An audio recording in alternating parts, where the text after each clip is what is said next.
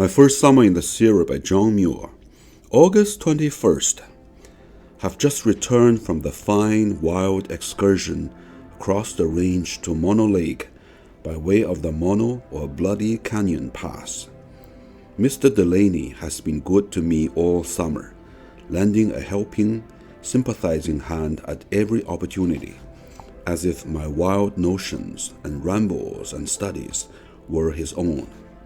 He is one of those remarkable California men who have been overflowed and denuded and remodeled by the excitements of the gold fields, like the Sierra landscapes, by grinding ice, bringing the harder bosses and ridges of character into relief. A tall, lean, big-boned, big-hearted Irishman, educated for a priest in Maynooth College. Lots of good in him, shining out now and then in this mountain light. Recognizing my love of wild places, he told me one evening that I ought to go through Bloody Canyon, for he was sure I should find it wild enough. He had not been there himself, he said, but had heard many of his mining friends speak of it as the wildest of all the Sierra passes. Of course, I was glad to go. It lies just to the east of our camp and swoops down from the summit of the range to the edge of the Mono Desert, making a descent of about 4,000 feet in a distance of about 4 miles. It was known and traveled as a pass by wild animals and the Indians long before its discovery by white men in the gold year of 1858, as is shown by old trails which come together at the head of it. The name may have been suggested by the red color of the metamorphic slates in which the canyon abounds, or by the blood stains on the rocks from the unfortunate animals that were compelled to slide and shuffle over the sharp-angled boulders. Early in the morning, I tied my notebook and some bread to my belt and strolled away full of eager hope, feeling that I was going to have a glorious revel. The glacier meadows that lay along my way served to soothe my morning speed, for the sod was full of blue gentians and daisies, Kalmia and dwarf Valsinium, calling for recognition as old friends, and I had to stop many times to examine the shining rocks over which the ancient glacier had passed with tremendous pressure, polishing them so well that they reflected the sunlight like glass in some places, while fine striae, seen clearly through a lens, indicated the direction in which the ice had flowed. On some of the sloping, polished pavements, abrupt steps occur, showing that occasionally large masses of the rock had given way before the glacial pressure, as well as small particles, moraines too, some scattered. Others, regular, like long curving embankments and dams, occur here and there, giving the general surface of the region a young, new-made appearance. I watched the gradual dwarfing of the pines as I ascended, and the corresponding dwarfing of nearly all the rest of the vegetation. On the slopes of Mammoth Mountain, to the south of the pass, I saw many gaps in the woods reaching from the upper edge of the timberline down to the level meadows, where avalanche of snow had descended, sweeping away every tree in their path, as well as the soil they were growing in, leaving the bedrock bare.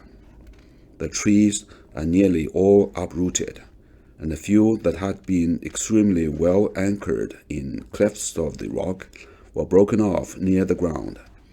It seems strange at first sight that trees that had been allowed to grow for a century or more undisturbed should in their old age be thus swished away at a stroke. Such avalanche can only occur under rare conditions of weather and snowfall.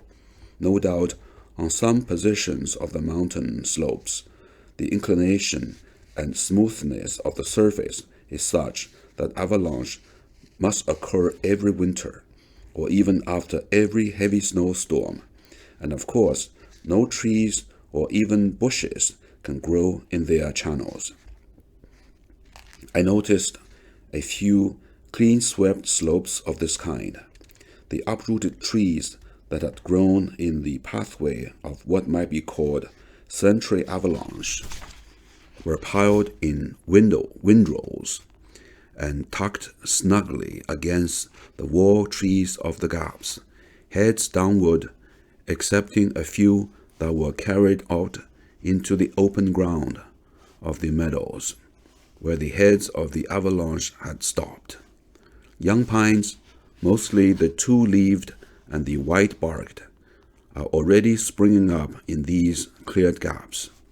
It would be interesting to ascertain the age of these saplings, for thus we should gain a fair approximation to the year that the great avalanche occurred. Perhaps most or all of them occurred the same winter. How glad I should be if free to pursue such studies. The stars shone clear in the strip of sky between the huge dark cliffs, and as I lay recalling the lessons of the day, suddenly the full moon looked down over the canyon wall, her face apparently filled with eager concern, which had a startling effect, as if she had left her place in the sky and had come down to gaze on me alone, like a person entering one's bedroom. It was hard to realize that she was in her place in the sky and was looking abroad on half the globe, land and sea, mountains, plains, lakes, rivers, oceans, ships, cities, with their myriads of inhabitants sleeping and waking, sick and well. No, she seemed to be just on the rim of Bloody Canyon and looking only at me. This was indeed getting near to nature.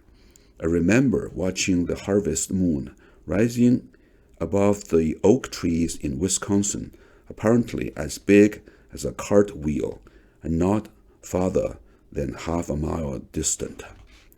With these exceptions, I might say I never before had seen the moon, and this night she seemed so full of life and so near. The effect was marvelously impressive and made me forget the Indians, the great black rocks above me, and the wild uproar of the winds and waters making their way down the huge jagged gorge. Of course, I slept but little and gladly welcomed the dawn over the Mono Desert. By the time I had made a cupful of tea, the sunbeams were pouring through the canyon, and I set forth, gazing eagerly at the tremendous walls of red slate savagely hacked and scarred, and apparently ready to fall in avalanche great enough to choke the pass and fill up the chain of lakelets. But soon its beauties came to view, and I bounded lightly from rock to rock, admiring the polished bosses shining in the slant sunshine with glorious effect in the general roughness of moraines and avalanche taluses, even toward the head of the canyon near the highest fountain of the ice. Looking up the canyon from the warm, sunny edge of the monoplane, my morning ramble seems a dream. So great is the change in the vegetation and climate. The lilies on the bank of Moraine Lake are higher than my head, and the sunshine is hot enough for palms. Yet the snow round the Arctic gardens at the summit of the pass is plainly visible, only about 4 miles away, and between lie specimen zones of all the principal climates of the globe. In little more than an hour, one may swoop down from winter to summer, from an Arctic to a torrid region, through as great changes of climate as one would encounter in traveling from Labrador to Florida. Glad to get back to the green side of the mountains, though I have greatly enjoyed the gray east side and hope to see more of it. Reading these grand mountain manuscripts displayed through every vicissitude of heat and cold, calm and storm, upheaving volcanoes and down-grinding glaciers, we see that everything in nature called destruction must be creation, a change from beauty to beauty.